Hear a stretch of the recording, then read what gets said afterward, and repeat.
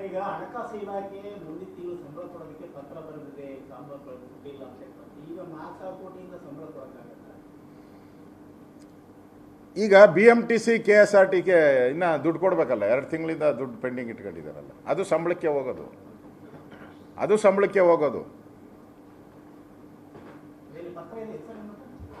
ಯಾರಿಗೆ? ನಾನು ಸ್ನೇಹಿತ ಅಂತ ಹೇಳಿದ್ರಲ್ಲ, ನಾನು ಸ್ನೇಹಿತರಿದ್ದಾರೆ ಅಂತ ಹೇಳಿದ್ನಲ್ಲ. ನಾನು ಸರ್ಕಾರ ಮಾಡಿದ್ದೀರಪ್ಪ, ನಾನು 10 ವರ್ಷ ಮಂತ್ರಿ ಆಗಿದ್ದೆ. ಪತ್ರನ ಸಿಕ್ಕಿದ್ರೆ ಫಸ್ಟ್ ನಿಮಗೆ ಕೊಡ್ತೀನಿ ತಂದು. ಇದ್ರ ನಡುವೆ 1 ವರ್ಷ ಆಯಿತು, ಇನ್ನು ಶಾಸಕರುಗಳು ತಮ್ಮ ಕ್ಷೇತ್ರಕ್ಕೆ ಅನುದಾನ ಕೊಟ್ಟಿಲ್ಲ. ಕೂಡ ಈಗಾಗಲೇ ಎಲ್ಲ ಶಾಸಕರು, ಎಲ್ಲ ಪಾರ್ಟಿಯ ಶಾಸಕರು ತಿರುಗಿ ಬಿದ್ದಿದ್ದಾರೆ. ಅದರಲ್ಲೂ ಕಾಂಗ್ರೆಸ್ ಶಾಸಕರು ತಿರುಗಿ ಬಿದ್ದಿದ್ದಾರೆ. ಮೊನ್ನೆ DK ಶಿವಕುಮಾರ್ ಅವರು ಅವ್ರಿಗೂ ಆವಾಜ್ ಹಾಕಿದ್ದಾರೆ, ಬಾಯಿ ಮುಚ್ಕೊಂಡು ಇರಬೇಕು ಅಂತ ಹೇಳಿ ಕಾಂಗ್ರೆಸ್ ಶಾಸಕರಿಗೆ ಆವಾಜ್ ಹಾಕಿದ್ದಾರೆ. ಅಂದರೆ ಅರ್ಥ ಆಯ್ತಲ್ಲ, ದುಡ್ಡಿಲ್ಲ ನಮ್ಮ ಹತ್ರ, ಬರಬೇಡಿ, ನಮ್ಮ ಮನೆ ಬಾಗಿಲಿಗೆ ತುಳಿಬೇಡಿ, ನಮ್ಮ ಮನೆ ಬಾಗಿಲಿಗೆ ಹೆಜ್ಜೆ ಇಡಬೇಡಿ ಅಂತ ಹೇಳಿದ್ದಾರೆ. ಒಂದು ಕಡೆ ಅವ್ರ ಸೋಲು 143 MLA ಕ್ಷೇತ್ರದಲ್ಲಿ, 143 MLA ಕ್ಷೇತ್ರದಲ್ಲಿ BJP ಮತ್ತು JDS ಲೀಡ್ ಬಂದಿದೆ ಈ ಸರಿ. ಅದು ಅವ್ರಿಗೆ ಒಂಥರ ಹೊಟ್ಟೆಗೆ ಹಸಿಮೆಣಸಿನ್ಕಾಯಿ ಹಾಕೊಂಡಂಗೆ ಔಟಿದೆ. ಈಗ ಹೊಟ್ಟೆಗೆ ಹಸಿಮೆಣಸಿನ್ಕಾಯಿ ಹಾಕೊಂಡ್ರೆ ಹೆಂಗೆ ಉರಿತೈತೋ ಹಂಗೆ ಉರಿತೈತೆ. ಆ ಉರಿಯೋದಕ್ಕೆ ಪೆಟ್ರೋಲ್ ಡೀಸೆಲ್ ಮೇಲೆ ಏರಿಕೆಯನ್ನು ಮಾಡಿದ್ದಾರೆ. ಆ ಉರಿ ತಾಳಕ್ಕಾಗದೆ.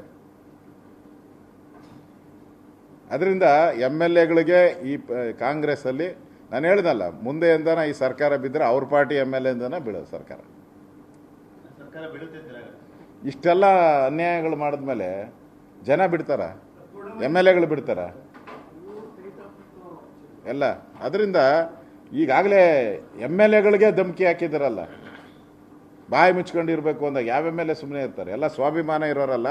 ಕಾಂಗ್ರೆಸ್ MLAಗಳಿಗೆ ಸ್ವಾಭಿಮಾನ ಇರೋ MLAಗಳು ಅಂತ ನಾನು ತಿಳ್ಕೊಂಡಿದ್ದೀನಿ. ಕಾಂಗ್ರೆಸ್ MLAಗಳು ಅವರು ಈ ಬಾಯಿ ಮುಚ್ಕೊಂಡಿರು ಅಂತ ಹೇಳಿದ್ರೆ ಇದಕ್ಕೆ ಬಗ್ಗಲ್ಲ ಅಂತ ನಾನು ತಿಳ್ಕೊಂಡಿದ್ದೀನಿ. ಸ್ವಾಭಿಮಾನ ಇರುವಂಥ ಕಾಂಗ್ರೆಸ್ MLAಗಳು, ಅದಕ್ಕೆ ಆ ಸ್ವಾಭಿಮಾನವನ್ನು ಕಾಂಗ್ರೆಸ್ MLAಗಳು ತೋರಿಸ್ಬೇಕು. ಏನು ಓಕೆನಾ? ಅಷ್ಟೇನಾ?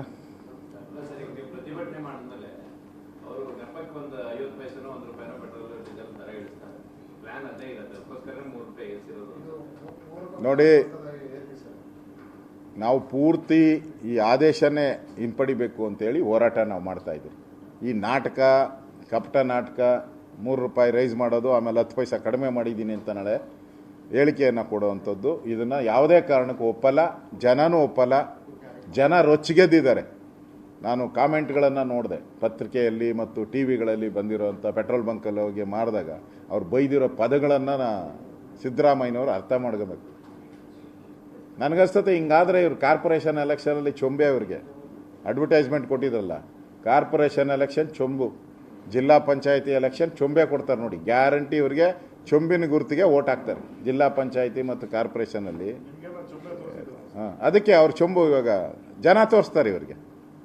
ನಮಗೆ ತೋರಿಸಿದ್ರು, ನಮಗೆ ತೋರಿಸಿದ ಮೇಲೆ ನಾವು 19 ಸೀಟ್ ಗೆದ್ರಿ, ಅವ್ರಿಗೆ 9 ಸೀಟ್ ಬಂತು. ಈಗ ಜನಕ್ಕೆ ಬರೆ ಎಳೆದಿದ್ದಾರೆ. ಪೆಟ್ರೋಲ್ ಡೀಸೆಲ್ ಪ್ರತಿಯೊಬ್ಬ ಮನೆಗೂ ಸಂಬಂಧಪಟ್ಟಿದ್ದು, ಕೂಲಿ ಮಾಡೋನಿದ್ರೂ ಅವನಿಗೂ ಸಂಬಂಧಪಟ್ಟಿದ್ದು. ಯಾಕಂದರೆ ಎಲ್ಲ ಎಲೆ ಏರಿಕೆ ಆಯಿತು. ಅದರಿಂದ ರಾಜ್ಯದ ಜನ ಜಿಲ್ಲಾ ಪಂಚಾಯಿತಿ ಮತ್ತು ಬೆಂಗಳೂರು ಮಹಾನಗರ ಪಾಲಿಕೆ ಚುನಾವಣೆಯಲ್ಲಿ ಕಾಂಗ್ರೆಸ್ಗೆ ದೊಡ್ಡ ಚೆಂಬನ್ನು ಕೊಡೋದು ಗ್ಯಾರಂಟಿ. ಈಗ 5 ಗ್ಯಾರಂಟಿಯಲ್ಲಿ 6ನೇ ಗ್ಯಾರಂಟಿ ಅದನ್ನು ಸೇರಿಸ್ಕೊಂಬಿಡಿ ಕಾಂಗ್ರೆಸ್. ನ್ಯೂಸ್ ಫಸ್ಟ್, ನಿರ್ಭೀತಿಯಿಂದ ನಿಮ್ಮ ಪರವಾಗಿ.